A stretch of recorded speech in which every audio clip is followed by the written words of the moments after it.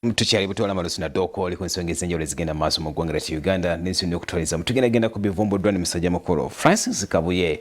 akyalina okusomozebwa naddala ku bantu abamuferako enjuye n'okutuusa kati olunaku olwaleero akyewuunya obukugu n'obubbi engeri abasajja bano gye bamudyekadyekamu okusobola okulaba nate nga ebintu bye bitwalibwa n'okusobola olunaku olwaleero ng'akyatolotoma nga si eggwanga enywedde amazzi amanabe mu kukyalo okwekulidde.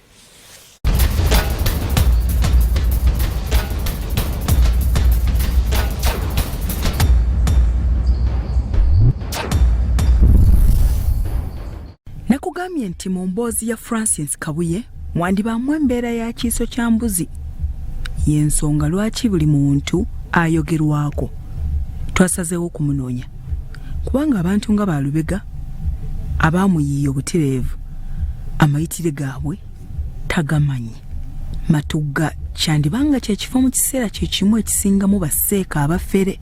kubanga ku bantu 10 betusisinkanya abafereddwa munana kubba babatwala Matugga. Katono nnyo nga tuzzeeyoko ewa Defense Christopher Muyimbwa ogamba Kabuye ennyumba yaleka agisibye naki ate naffe tetulina buyinza bukola ki bugula nnyumba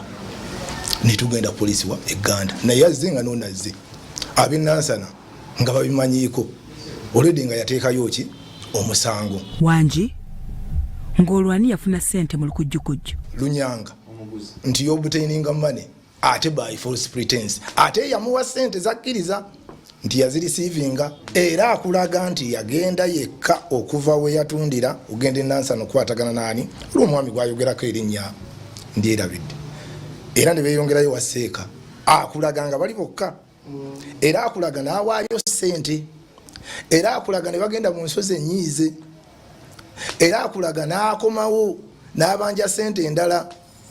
era akulaga n'azifuna nazo n'azitwalayo nti ki netugenda naggulawo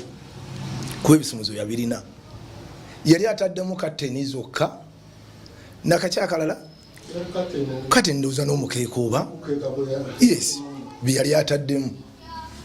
awo ekigendererwa kyakyo abalabi basooti banaalaba eyatunda ng'alina ebintu bingi nnyo mu kukomawo okupozeesinga that house yateekamu ebyo byokka n'agenda bwe yaddayo era yakomawo in fact ono yali agamba nti amugguleko omusango naye Kabuye Francis mukwano gwaffe ffenna ng'abatuuze kuba abadde kuno naye ebbanga tumumanyi ngati yadde wayinza okuba omusango gwa trespass naye omusajja baba nga baamubba mu ngeri y'ekifere kati essaawa eno n'obwongo bwa desperate kati ate boddaawo nti omutaddeko emisango ajja kufa oba ajja kuva wano atuuke wali ku jenina emmotoka emukube osigala olina ekikulumiriza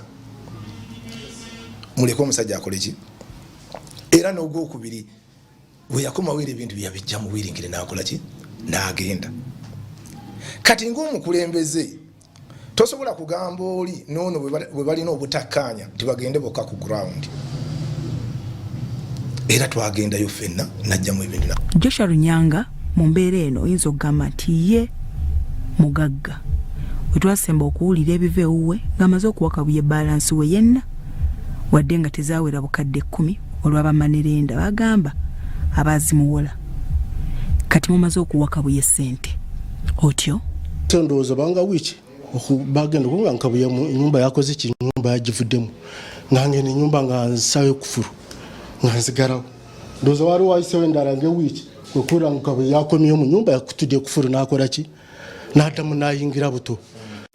Ennyumba za Kabuye Joshua Lunyanga yazikyusa era agali amaka yagatemamu mizigo era n'okunoga ennusu wetwogerera yatandika dda. Ogambye nti oluvannyuma otandika okulongoosa ennyumba zo ate abalala bayogerako. Nkomawo nkola statement nzire era Uganda kati seeka addamu ankubira essimu kubanga buli kumakyawe nateekanga kessimu ng'omusajja ankubira essimu nenga bwe ngambye nti nali ngudde eddalu nangwiridde eddalu eryanga bwolaba abalala mu kkubo. Katono nnyo Lunyanga ebyemisango Kabuye byayogerako byo obyogerako ki? Nze namukwata nga nze